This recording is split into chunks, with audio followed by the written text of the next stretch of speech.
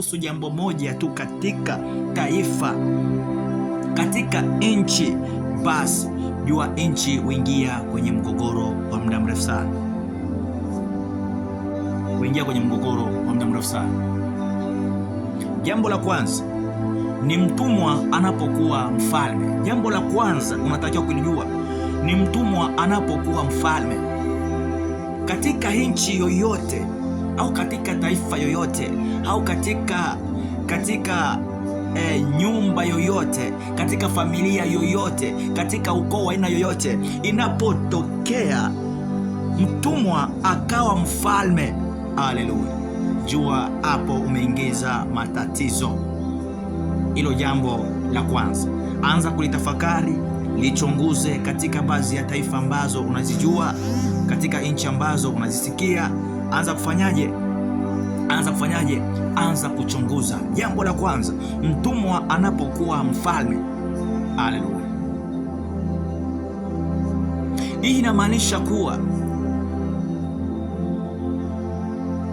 asielelewa au kuandaliwa kwa uongozi, akipata madaraka kwa ghafla, huyo mtu anaweza kutumia vibaya nafasi hiyo. Ni hatari sana. Kwa hiyo mtumwa anapopata nafasi, anapokuwa mfalme ambaye akuandaliwa, haleluya, akuandaliwa kuwa nini? Akuandaliwa kuwa kwenye yale madaraka, kupewa yale mamlaka, kupewa ile nafasi. Kwa hiyo anapopewa na ile nafasi, huyo mtu hutumia nafasi hiyo vibaya, kwa kuwa amepewa nafasi ambayo hakutarajia kwa ghafla.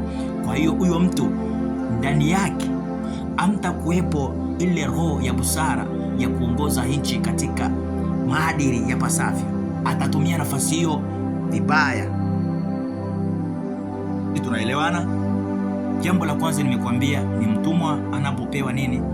Anapokuwa mfalme, anapopewa ufalme. Mtumwa anapopewa ufalme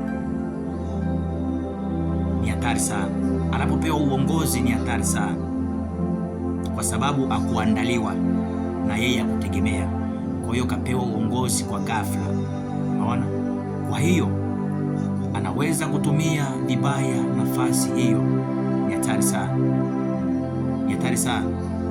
Anaweza kuwa mkali, anaweza kuwa mtu mkali sana kwa sababu ya nafasi hiyo, unaona?